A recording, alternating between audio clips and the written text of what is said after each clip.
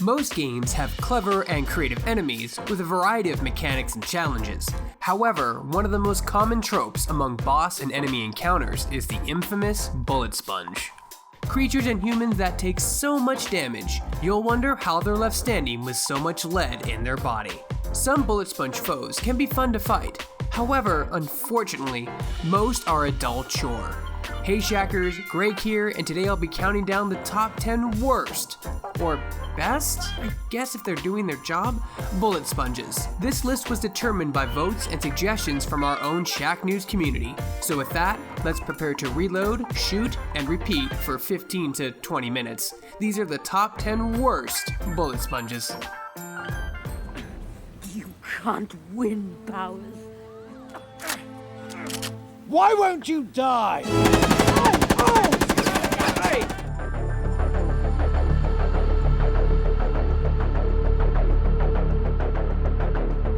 Almost everything in Borderlands the pre-sequel became a bullet sponge, even the most mediocre of enemy types. Granted, the gameplay was fun, but the enemies did take a turn on the harder side due to them absorbing an insane amount of damage before finally going down. Since then, some light patches have been put in place to reduce the health of just about everything in the game. But damn, that was a grind for the longest time. Airbag! Wow, such means very regret.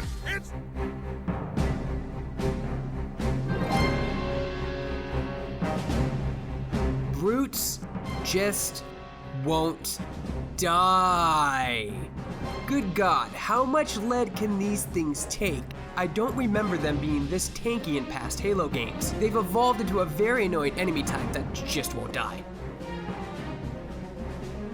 Rogue Group, we need to give our transports time to escape. Take out those Imperial probe droids. Be careful not to shoot our own turrets. This was a debate on the schoolyard back in the day. Could you in fact kill the AT-AT walker without using the tow cables? Well, like a lot of gaming questions in the 90s, my friends and I sought it out by actually trying to do it. And yes, it is possible to kill them without the tow cable, but my God does it take a lot of hits.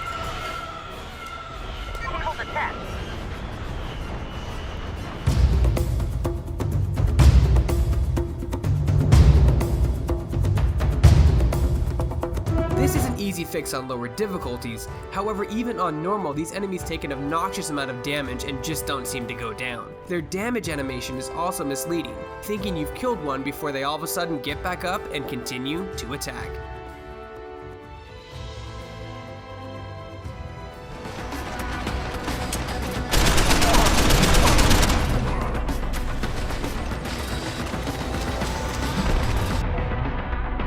Although the boss fight can prove easy in terms of memorizing the patterns and openings, she takes an abnormal amount of damage. This fight is way easier with the help of the heavy assault rifle, but if you're using anything else, be prepared to fight for a good several minutes, if not longer. It's not a bad fight by any means, just really basic and goes on too long based on the mechanics of the fight itself.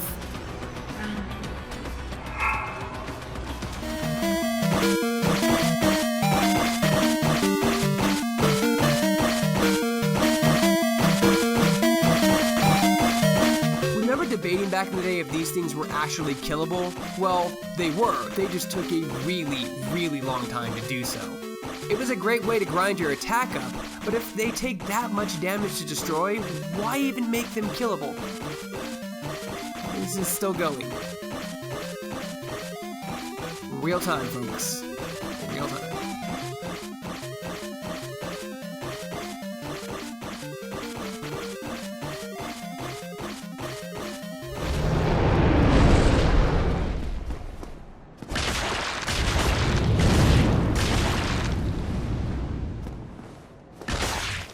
Can the tail be damaged? It says so online, then how come it takes so long to kill it? I have no idea. This is a clear test of patience as the tail takes way more damage than it should to finally remove it. Fighting the actual boss is probably less time consuming.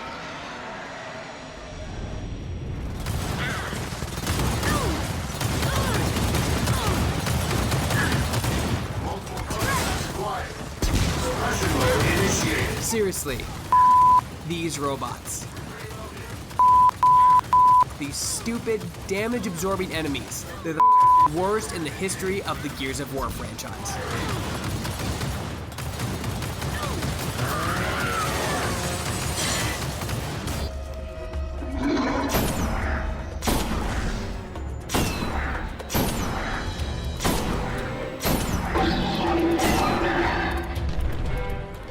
All of Destiny's enemies were bullet sponges. However, the more infamous ones were all the strike bosses. My god, what does it take to kill these things? I'll admit that a lot of the bosses got better during the frequent patching the game had, but still, whoever thought that this amount of health was acceptable at launch should be fired. Strike bosses quickly became a chore and weren't fun to defeat. Any boss where you have to wait for the game to give you ammo is a bad sign. Just keep shooting and reloading, wait for ammo, shooting and reloading. Just keep swimming, just keep swimming, just keep swimming, swimming, swimming. What do? We swim, swim. Dorino singing. Oh, Dory. I love to swim. Dory. When you want to swim, you want...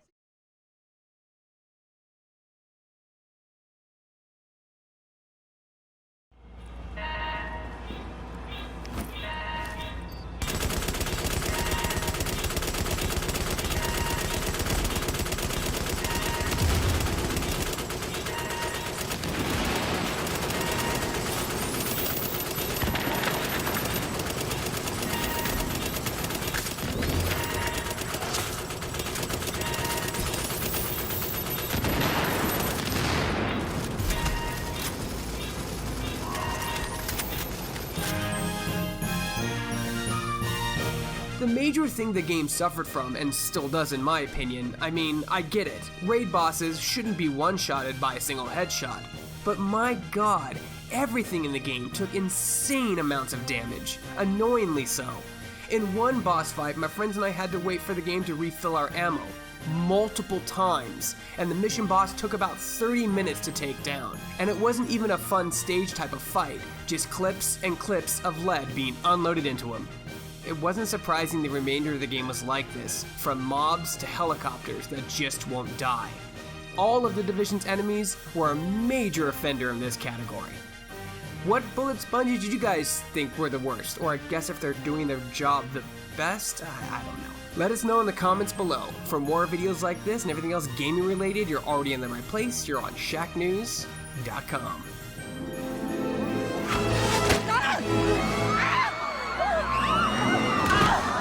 Use the machine gun! Go! Go!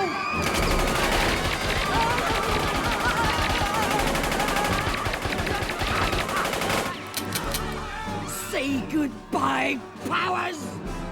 Use the bazooka! Go! Go!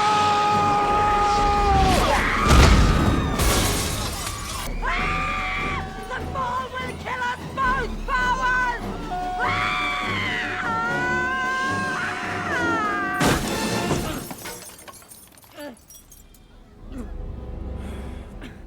You can't win, powers.